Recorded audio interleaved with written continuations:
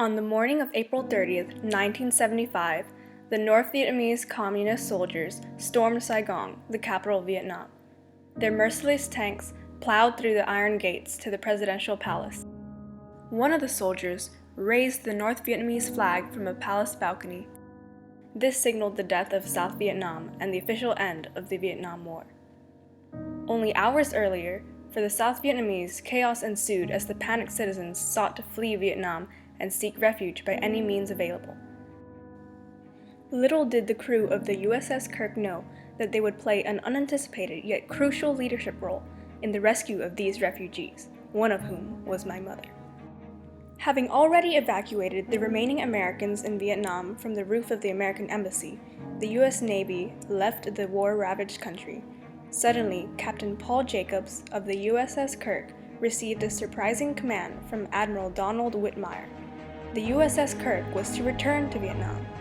Admiral Whitmire was on the USS Blue Ridge, and both his ship and the USS Kirk were part of the 7th Fleet of the U.S. Navy.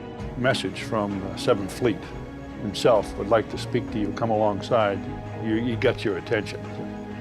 So I had thought maybe we had done something wrong, not realizing we were being picked for a special mission. He told Jacobs, "We're going to have to send you back to the Vietnamese Navy. We forgot them, and if we don't get them or any part of them, they're all probably going to be killed." Whitmire also explained that the USS Kirk would be dispatched to Con Son Island, off the mainland of Vietnam, and that Jacobs would receive orders from a civilian. That civilian was Richard Armitage, a 30-year-old man on a mission. Armitage was a former intelligence operative and lieutenant commander of the U.S. Navy working with the South Vietnamese and was a fluent speaker of Vietnamese. Because of his disagreement with the Paris Peace Accords, Armitage decided to resign from his position. The Paris Peace Accords, signed on January 27, 1973, was an agreement between North Vietnam, South Vietnam, and the United States, led by Henry Kissinger, Nixon's national security advisor. It included a ceasefire and withdrawal of all American troops and military bases, in return for all prisoners of war being released from North Vietnam. Instead of directly fighting alongside them, the U.S. would now supply South Vietnam with $1 billion in military material so they could fight on their own. However, now that the end of South Vietnam was evident, the Pentagon sent Armitage back to Vietnam on a mission to destroy that same Navy material to prevent the communist North Vietnamese from stealing it. Armitage consulted Captain Kim Do, an old friend of his, who also happened to be the South Vietnamese Navy's Deputy Chief of Staff. They collaborated on devising a covert arrangement with the purpose of saving the remainder of the South Vietnamese Navy after South Vietnam fell. The plan was to go to Con Son Island. It was close to most of our unit, either from Saigon or from the Mekong River.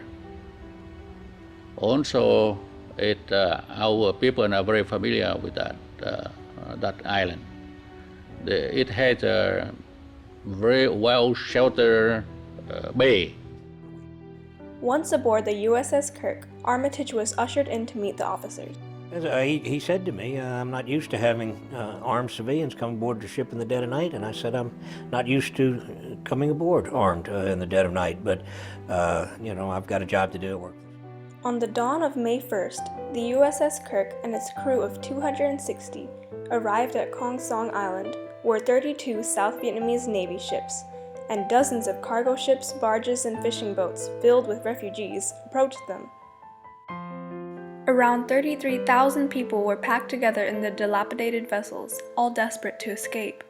Many were sick, wounded, and dehydrated, and some were pregnant. There were multiple infants and children. One of the cargo ships began to sink under the weight of so many refugees. So many people on the decks. One of the crew members said, "The only way I can describe it is if you take a Hershey bar and you put it on a hot sidewalk in the summer and come back an hour later and see the ants crawling all over it. That's what those ships look like." Captain Jacobs is alone. He's got this 430-some-odd foot ship. He's got 2 corpsmen. That's his medical staff. 2 corpsmen, a chief and a 3rd class. That's it. Stephen Burwinkle, the USS Kirk's hospital corpsman, tended to the injured and led them off the sinking ships. But as we were pulled out and we saw the American warships, a plane came down and we were herded up the warships and we stayed on the top. The refugees on the sinking vessels were transferred to other ships. The USS Kirk's chief engineer, Hugh Doyle, explained, "Our 88 engineers made numerous house calls to many of the South Vietnamese Navy ships in the formation, helping Vietnamese engineers repair engines, generators, and pumps. There was real cooperation, sailor to sailor, American to Vietnamese." With the empty, unusable ships left behind, the USS Kirk led the way for the flotilla of assorted sea vessels through the South China Sea and to the Philippines. These 32 South Vietnamese Navy ships were arranged in 2 parallel lines of 16 ships each and spaced 1 mile apart. On the way out of Kong Song, the USS Cook met up with the USS Kirk and brought food, water, and more medical care to the refugees. During the course of the journey to the Philippines, other Navy ships including the USS Tuscaloosa, the USS Lipan, the USS Barber County, USS Deliver, USS Abnaki, and USS Mobile moved to and from the USS Kirk's flotilla escort.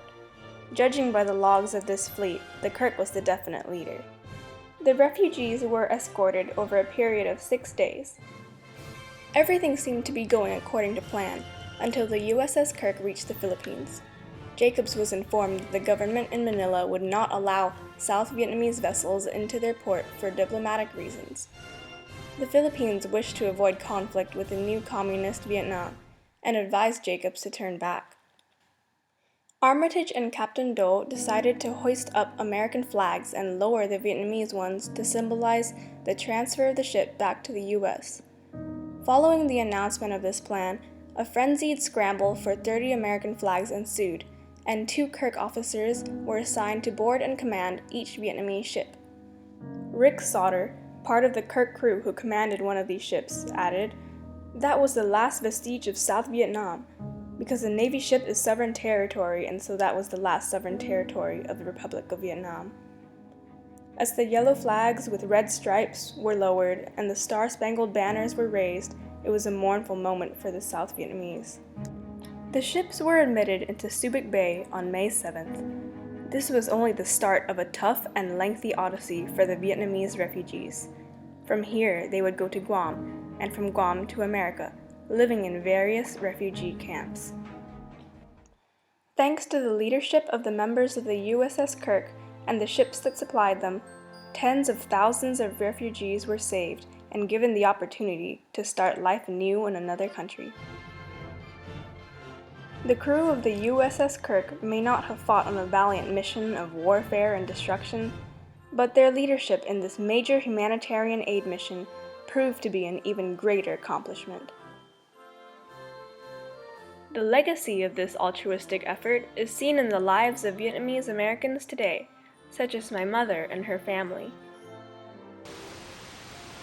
I left Vietnam when I was 9 in April 1975, and I was part of that rescue by the Kirk, and it's been many years since. I look back with the utmost gratefulness to all the people that were involved. The children and grandchildren of the refugees are also the legacy, and for that I am infinitely thankful.